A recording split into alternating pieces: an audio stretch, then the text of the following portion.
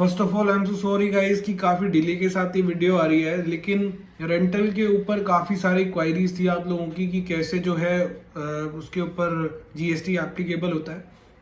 तो बेसिकली जैसा मैंने अपने शॉर्ट वीडियो में आप लोगों को बताया था कि अगर आप अपनी किसी भी प्रॉपर्टी को कमर्शियल यूज़ के लिए किसी भी टेनेंट को देते हो तो उसके ऊपर जीएसटी एप्लीकेबल हो जाता है। 18% जो है उसका टैक्स रेट है, क्योंकि जीएसटी में सर्विस में जो है आप ये कह लीजिए कि एक सर्विस में काउंट होता है रेंटल, तो that is charge with 18%। Now अब बात ये आती है कि अगर टेनेंट कमर्शियल पर्पस के लिए प्रॉपर्टी को ले रहा है, चाहे वो प्रॉपर्टी रेजिडेंशियल है, इंडस्ट्रियल है या कमर्शियल है, अगर पर्पस कमर्शियल है तो अनडाउटेडली जीएसटी एप्लीकेबल हो जाएगा।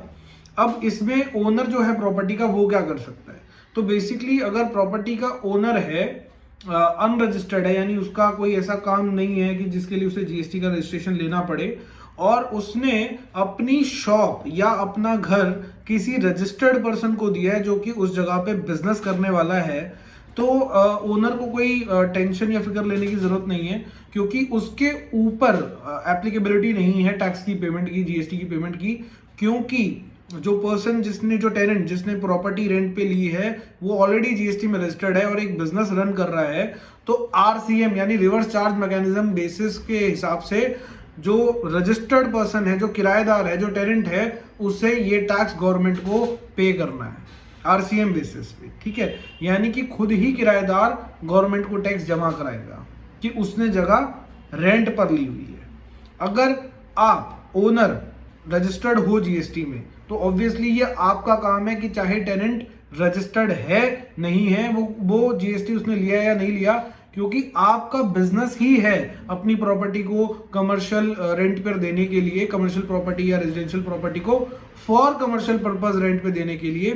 तो you are required to charge GST from him, आपको उससे जीएसटी चार्ज करना है, और देन आपको फॉरवर्ड चार्ज, जैसे नॉर्मली हम टैक्स जमा कराते हैं वैसे ही गवर्नमेंट तक इस टैक्स को जमा कराना है। तो एक छोटी सी चीज जो मैं आपको समझाने की कोशिश कर रहा था कि कैसे ये चीज एक्चुअली वर्क करती है। यानी अगर टेनेंट रजिस्टर्ड है और जो ओनर ऑफ द प्रॉपर्टी है वो रजिस्टर्ड नहीं है, तो टेनेंट आरसीएम बेसिस पे, रिवर्स चार्ज मैकेनिज्म बेसिस पे खुद ही टैक्स जमा करा देगा। और अगर ओनर रजिस्टर्ड है तो फर्क नहीं पड़ता टेनेंट रजिस्टर्ड है या नहीं, ओनर को टैक्स कलेक्ट करना है टेनेंट से, और रेंटल सर्विसेज का टैक्स जो है वो गवर्नमेंट तक डिपॉजिट कर देना है। अब अगर दोनों ही रजिस्टर्ड हैं तो भी अगेन फॉरवर्ड चार्ज, जैसे नॉर्मली ओनर भी रजिस्टर्ड है जीएसटी में और टेनेंट भी जीएसटी में रजिस्टर्ड है, तो उस केस में अगेन क्या होगा, ओनर टेनेंट से जीएसटी चार्ज करेगा और अगेन गवर्नमेंट को डिपॉजिट कर देगा। क्वेश्चन ये निकल के आता है कि क्या आप इसका इनपुट टैक्स क्रेडिट ले पाओगे? क्या टेनेंट जो 18% का जीएसटी दे रहा है, क्या उसे इसका इनपुट टैक्स क्रेडिट मिलेगा? तो उसका आंसर है बिल्कुल मिलेगा। बस कंडीशन ये है कि वो कंपोजिट टैक्स पेयर नहीं होना चाहिए, रेगुलर जीएसटी टैक्स पेयर होना चाहिए।